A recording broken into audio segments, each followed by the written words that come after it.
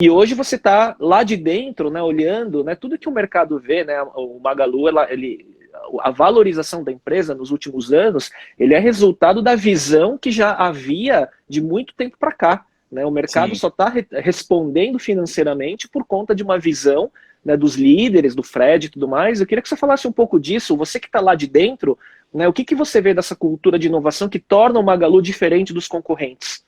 Sem dúvida nenhuma, assim, existe uma questão de uma visão estratégica muito, muito clara, a empresa sabe muito bem o que ela quer, mas acho que a grande questão do Magazine, e isso realmente faz diferença nesse mercado, é a capacidade de execução. Né? E para a gente que trabalha com inovação, sabe que, cara, ideia não tem valor se ela não for executada. E eu achava engraçado, porque várias ocasiões fui discutir projetos e as pessoas queriam que eu assinasse NDA para ver uma ideia. Eu falei, cara, ideia não tem valor só isoladamente, ela tem valor se ela for implementada. Então, acho que esse é o grande asset do Magazine hoje, né? É essa soma de competências. Sim, existem pessoas com uma visão estratégica muito clara, pessoas extremamente pragmáticas que fogem aos modismos, sabe, né? Ah, agora a nova moda é tal, muda a direção do barco. Tanto que a empresa passou por momentos muito delicados e não abriu mão da sua estratégia, né? Não sei se todo mundo sabe, quando a empresa fez o IPO dela, ela teve um valuation na casa de 4 bi, mas depois as ações caíram, a empresa chegou ao valor de 200 milhões. E hoje eu nem sei qual que está o valor mais, não acompanho o fechamento hoje, mas é absurdo o valor, né? Que a empresa já passou de 100 bi de valor. E quando a empresa teve nesse fundo do poço, a família, que é ainda detentora da maior parte das ações, deixou o Fred muito tranquilo, falou, cara, mantém o barco na direção, que a gente acredita no trabalho que você está fazendo, não precisa ter medo, não tenha pressa, a gente vai sair bem do outro lado. Né? E aí a empresa vem executando de forma muito consistente, o que não significa que ela não falhe. Né? Pelo contrário, a gente coloca muita coisa na rua que precisa de muita melhoria ainda, mas é a mentalidade do falhar com velocidade, testar conceitos, Aprender. aprender, eventualmente descontinuar os projetos, os produtos, ou evoluí-los, né? Então, de fato, né, quando a gente fala, e aí nos episódios anteriores, né, então, desde o primeiro episódio com a Ana Júlia, né, enfim, quando fala da questão da transformação da cultura, de fato, existe no Magazine Luiza. Não fosse isso, o resultado não seria esse de hoje, né? Não, sem dúvida nenhuma. E é engraçado que você falou de cultura, e esse foi um ponto curioso da aquisição, né? O meu primeiro papo pós conversar com o Fatala, que é o CTO, que é quem conhecia a gente e chamou para essa primeira conversa, foi com o Fred. Né? E aí eu preparei aquele mega slide deck cheio Para quem não sabe, o das... Fred Trajano, né, É e o que é o CEO da CEO, empresa. isso. Sim. Então, preparei aquele slide deck lindaço, né, com milhões de transições, enfim. Cheguei lá e ele falou, não, Keynote. não precisa abrir o computador, não, vamos conversar um pouquinho. E toda a nossa conversa foi em cima de cultura. Né, assim, como que você fundou essa empresa, como é que você atrai talentos, como é que você retém talentos, como é que você prospecta clientes. Cara, foi assim, impressionante. E aí eu falei, bom, foi bacana, mas não sei a percepção dele.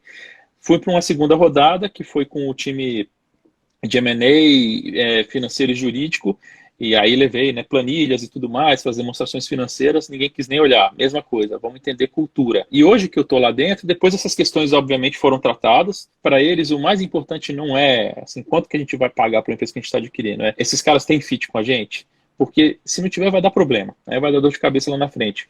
E estando lá, já soube de alguns casos que foram descartados por esse quesito. Né, porque a cultura simplesmente não é aderente. Então, quando você olha para trás, fala, cara, ainda bem que eu insisti nessa questão cultural, né, de ter um DNA forte da empresa, porque no fim do dia E aí foi as coisas isso se que... juntaram, né? Quer dizer, acho que Exatamente. a tua persistência junto com o teu time, né, em manter o posicionamento foi o que deu esse match de Uhum. cultura com o Magalu, né? Exatamente. E Vini, qual é o desafio hoje no Magalu? Então, explica qual é a tua cadeira lá, né? Então, qual a sua posição executiva hoje e qual é o seu desafio principal? Legal. Quando a aquisição aconteceu, então tinha um foco muito claro de trabalhar principalmente a questão do Super App. Né? Então, assim, esse é o maior produto da empresa, demanda muita... Explica o que é o Super App para quem tem bastante gente talvez que não saibam, né? Bom ponto. O Super App é o super aplicativo do Magazine Luiza, que hoje deixou de ser um aplicativo somente transacional e de comércio ali exclusivo do Magazine, para evoluir para um grande hub de produtos e serviços, não só do Magazine, mas de diversos terceiros. E aí, à medida que ele for evoluindo, vocês vão começar a acompanhar aí novos produtos e serviços sendo plugados lá. É um conceito muito forte, principalmente na China, com o WeChat, que acho que é o grande player Alibaba. Que representa, né, no Alibaba, exatamente. E essa é um pouco da visão do Fred, né? Quando ele conversou comigo sobre a aquisição, ele foi muito pragmático também. Ele falou, cara, eu estive na China, passei 20 dias lá, entendi que uma das maneiras que eles têm de construir os Super Apps é adquirindo hot shops especializadas, e para mim é isso que faz sentido, né? Então vocês são uma hot shop especializada, vocês têm mais ou menos aí 20 pessoas, é um time forte, e conciso, para a gente faz sentido. Então, assim, da perspectiva de engenharia, para mim estava claro, né, o valor. Mas eu não sou nem designer, nem engenheiro, e aí muito da minha conversa com o Fatalo foi, legal, mas o que você espera que eu faça dentro dessa estrutura?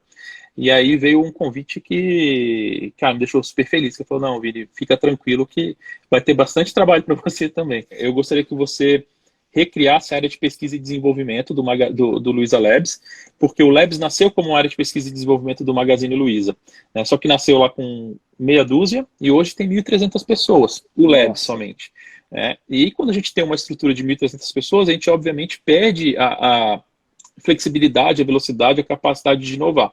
E aí a gente passa a inovar de maneira muito mais incremental. Porque ele virou operação, de certa forma, né? Virou a Exatamente. Área de tecnologia, né, do transversal da empresa, né? Exatamente, e olha a empresa de ponta a ponta, o que também é um grande motivo de orgulho, cara, porque se você olhar, obviamente que a percepção das pessoas é como consumidor, então elas estão olhando lá para o app do Magalu, legal, mas existem apps para o carreteiro, existem apps para o vendedor, existem apps para o estoquista, até a forma como a gente paga o nosso almoço no refeitório é com app. Então a empresa realmente é digitalizada. Quando a gente fala de transformação digital, lá é for real, né? Assim, não tem brincadeira, não fica só no discurso, né?